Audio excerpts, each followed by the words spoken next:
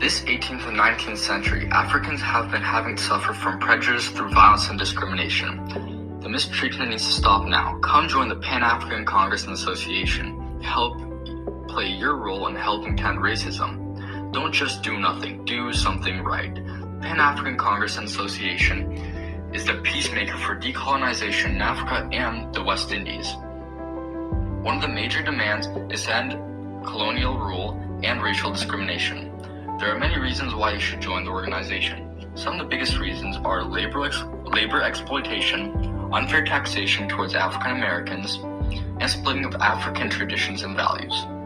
All of these problems have been caused by European colonization, and we must push back and have our own sense of nationalism. Now, don't get us wrong.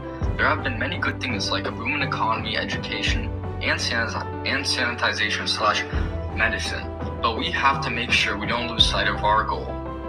There are some problems with a lack of political development between the 1870s and 1900s. Most of these problems are going on in southern Africa, but we can see the problem is also affecting other parts of Africa under European colonization. Africa faced European imperialist aggression, diplomatic pressures, military invasions, and eventual conquest and colonization.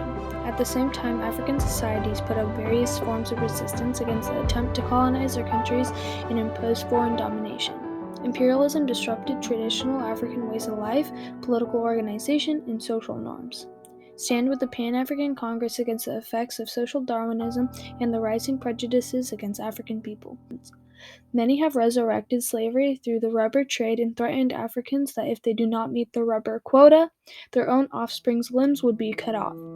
Africa was left economically and socially damaged due to the colonization. Since tax was to be a contributing factor of problems after World War II, Europeans began forcing Africans to work to pay off taxes with no other forms of payment. The goal of the Pan-African Congress is to obtain equality and standard for basic human rights. Congo was originally a free state until Belgium colonized the land and ripped away their freedom. Our goal is to encourage African people to stand and fight against new imperialism. The Pan-African Congress's origins came about as a result of the lack of consensus at the Africanist debate within the African National Congress. Our first meeting was also held in 1919 in London at Westminster Hall. The goal of the Pan-African Association was to unify Africa geographically. It was assembled in 1921 in London, then a month later in Brussels, Belgium. At both meetings, there were representatives from the Americas, Caribbean, Europe, and Africa.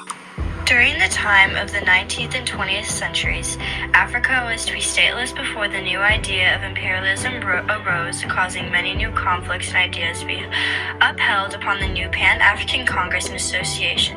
As you can observe in this portrait, the leader of the association was started by W.E.B. Du Bois, an activist, and Edith Gibbs Hunt, as the main cause to be focused upon the fighting for colonization as well as against imperialism and demanding human rights.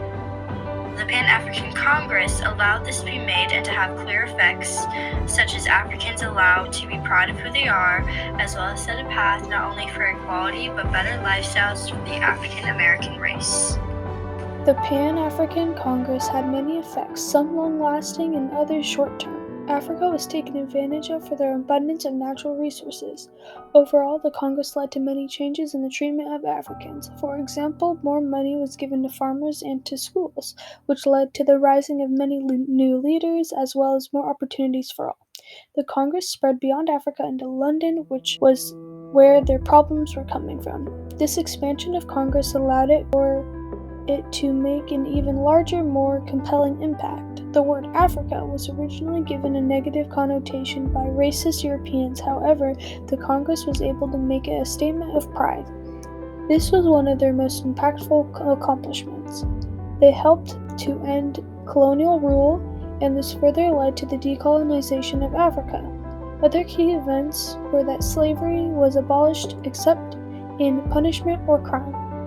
There was also a major code of international protection laws of African natives. This event, although it not all happened at once, was monumental and would never have taken place without the help of the Pan-African Congress.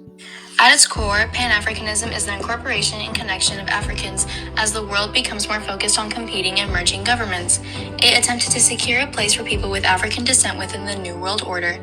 Prior to the 21st century, Africans have tried to mix into the government and better its policies, and as you can see, the Pan-African Congress definitely played a major role in influencing future decisions. Eventually, we see the developments of many civil rights movements over the course of the centuries, and even still, today we are still fighting to live in a prejudice-free world with a centuries-long impact of racism reversed. The Pan-African Association matters in today's world because many movements, such as the Black Lives Matter protests, push for similar goals of what the association sought out to achieve. Not only has the Pan-African Association influenced the BLM movement, it also encouraged many other people of color to stand against racism. Although there have been substantial changes in how Black people are viewed and treated during the centuries in society, there is still much more progress and change that is needed to be made in order to create full justice and equality for all individuals.